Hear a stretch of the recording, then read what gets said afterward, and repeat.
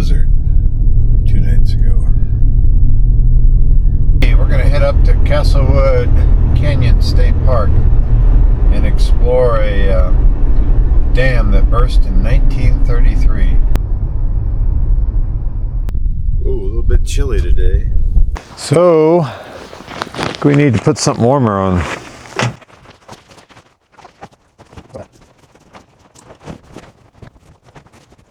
Do I want the trekking poles? I don't think I'm going to need them today. But you know what? Maybe I should put them in my pack. I think we're ready. Well, good morning and welcome back to the channel. I made it to Castlewood Canyon State Park and I'm going to go explore a dam on Cherry Creek that burst in 1933 and flooded Denver. Maybe do some radio work, but we'll see because it's pretty cold and windy out this morning. Thanks for coming along. We'll see how the adventure goes today. The Lake Gulch Trail. Well, I'm sure the video won't do that justice, but looking out over that beautiful valley with Pikes Peak in the background, about 30 miles away.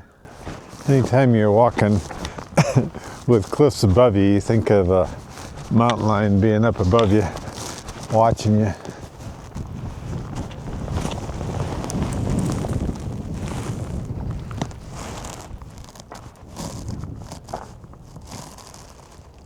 Wow.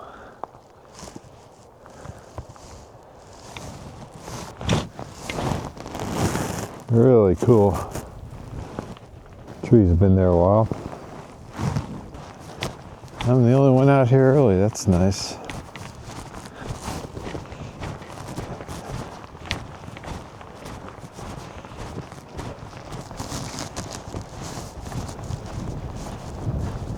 Coming back down into the canyon now.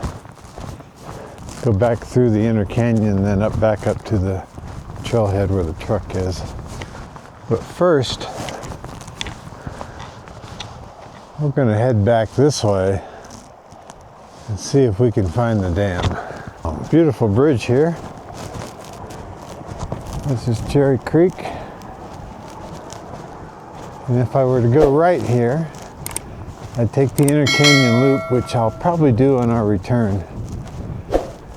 See if I can make it with the ice. But right now we're going to head towards the dam, I think. Getting hit with the wind. I won't lie, it's a little chilly. About 28 degrees when we started with the wind. Cherry Creek runs down there, just to my left. And as we approach the dam, I don't know if the dam filled this entire valley up with water at one time, or just a little bit of it. But when the dam burst, these millions of gallons of water rushed towards Denver with the 15-foot tall wall of water. And I'll tell you the story if we find the dam. Ah, yeah, there's the dam. Well, I think we found the dam.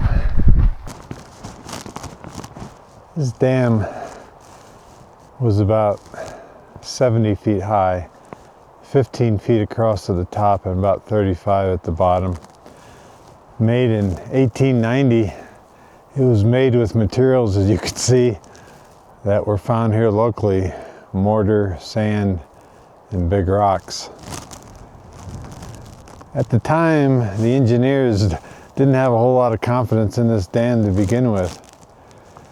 And it sprang a couple leaks, which I'll show you.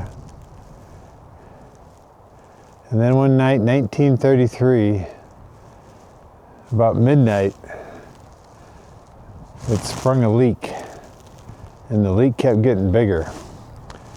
And there was a dam tender and his wife who lived on site to look over the dam.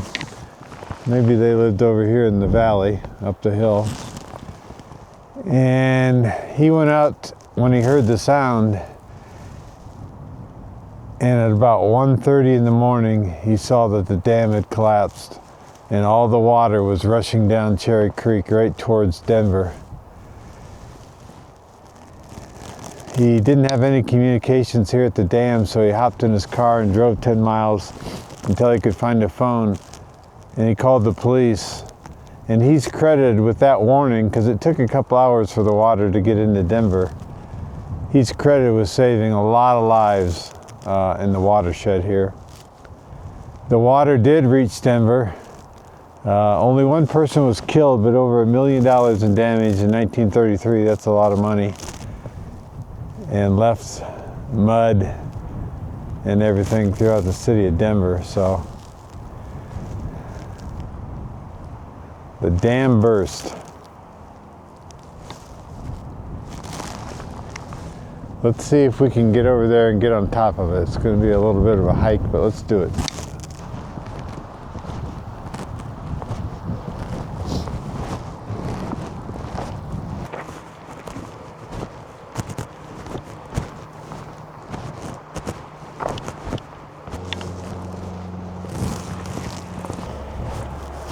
Cherry Creek right here. Okay, now we go up.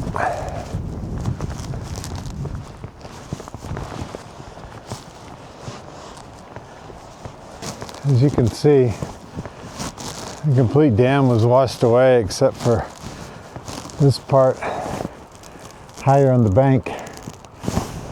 That answers the question I was talking about earlier. Was there a lake in this valley? There certainly was. Lake Louisa, they called it. This dam was built for irrigation, for agriculture. Fishing, boating, swimming, picnicking, and camping. And there's the dam. Ah, very cool.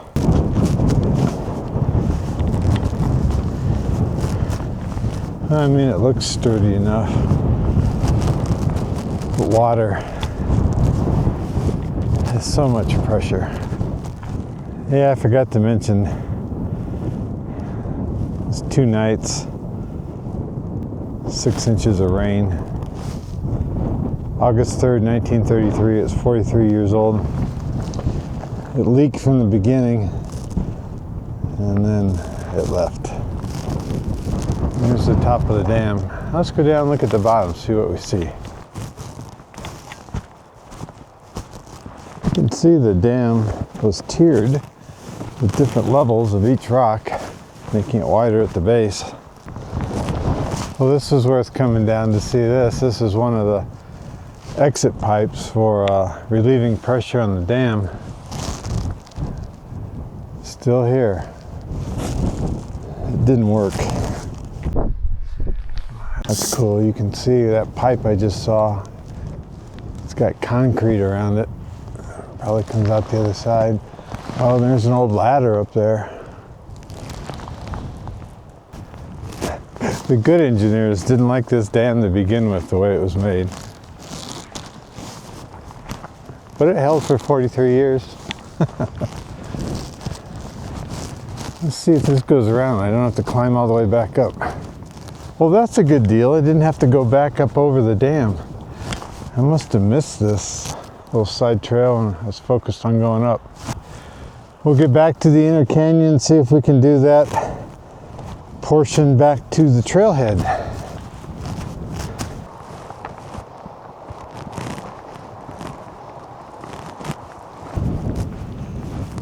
Just have a decision to make when I get back to the inner canyon trail.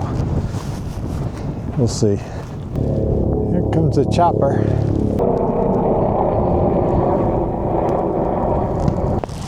So Lake Louisa filled this up, and there was boating, swimming, fishing. That's the way I came. And let's go this way.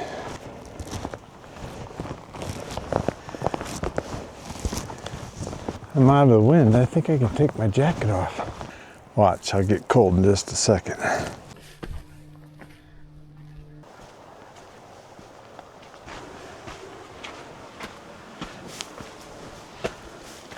I think I see, whoa.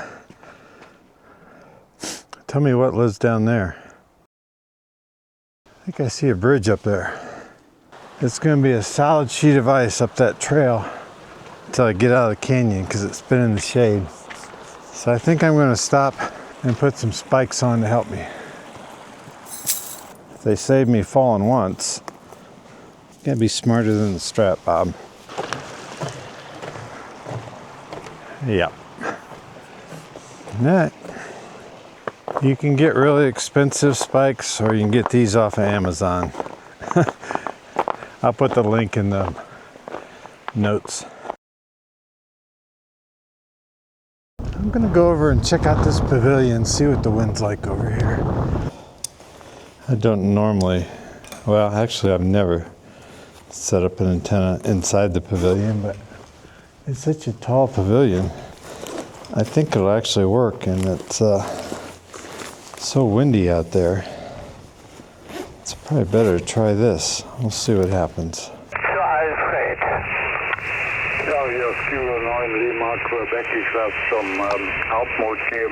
Okay, KB7 SAT. Okay, K1 and BMW. Now the wind's picking up. The antenna inside the pavilion appears to be working. Okay, KJ7WLL from Washington State. Yep, we're going west. It's Kim Gross out of Napa, Idaho. Thanks, Kim. 5 in the books. 5 more to go. Thank you, Alpha Alpha 5 Hotel Hotel. Victor Echo 3, Charlie Romeo Oscar out of Canada. W9 Alpha Victor from Wisconsin. K Fox out of Arizona. WB8 RGE out of Kentucky. Okay, activated successfully. We have 10. K4 Uniform India. Another one from Kentucky. Thank you. KF6 JXM from California. Thanks very much. Kilo Delta 4 Uniform Mike Uniform. KD4UMU North Central Kentucky. Oh, when you have weather, you have it in a big way. Let's put it that way. Anyway, good to have you on, and let's see, how's your weather there? Today it is beautiful, about 70 degrees, and the wind is only about 9 miles per hour, so that's why the antenna got put up today. Okay. Anybody like to chat with KE5RKC? Hey, thanks for coming along today on that hike. 3-mile round trip out to the dam and back up through the canyon. We activated Castlewood Canyon for amateur radio, and now the temperature has dropped and the sun's gone away, and it's time to skedaddle back to the house. As always, thanks for coming along on this adventure. We'll see you on the next one. Take care. Bye-bye.